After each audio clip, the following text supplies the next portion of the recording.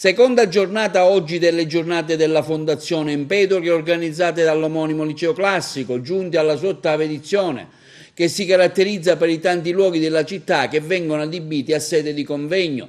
Stamani anche la Villa Genuardi è stata interessata e si è parlata dell'uomo e i suoi confini a proposito del De Providentia di Seneca. Ecco, come valuta questa iniziativa delle giornate della Fondazione, giunta all'ottava edizione, oggi la seconda giornata?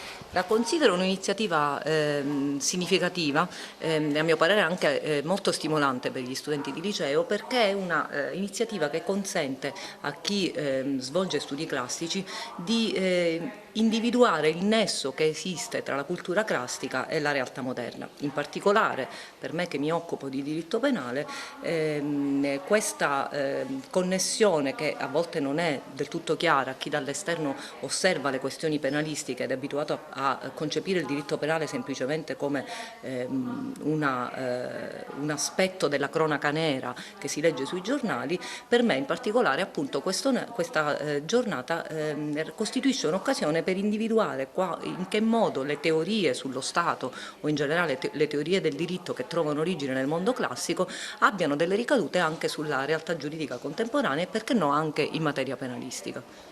Per i ragazzi che tipo di interlocuzione si avrà con loro?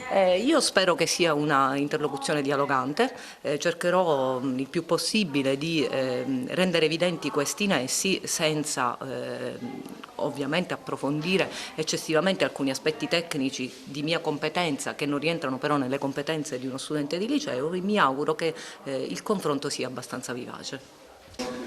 Ovviamente il tema di quest'anno è un tema di grande attualità, un tema che apre la riflessione sul limite, sul confine, innanzitutto sui confini fisici, sui confini su cui oggi la politica, le istituzioni, la società si interroga, ma anche sui confini che ognuno di noi ha dentro di sé, i confini tra bene e male, tra vita e morte e quant'altro.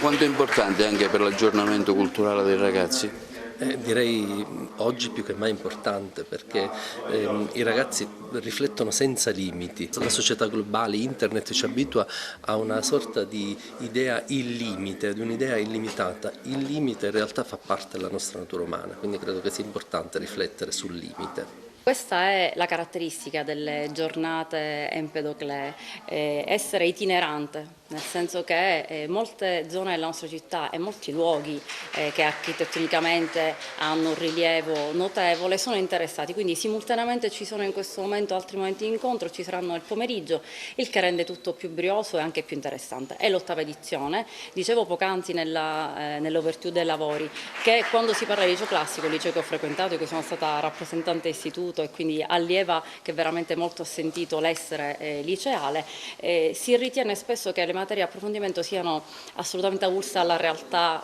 fattuale, quindi fuori e lontane dalla concretezza. Così non è, perché il latino e il greco aiutano a ragionare, e così non è anche per il tema. Le porte c'è il senso del limite. Intanto parlare di senso del limite non è mai fuori moda, perché spesso lo si supera, perché spesso lo si perde.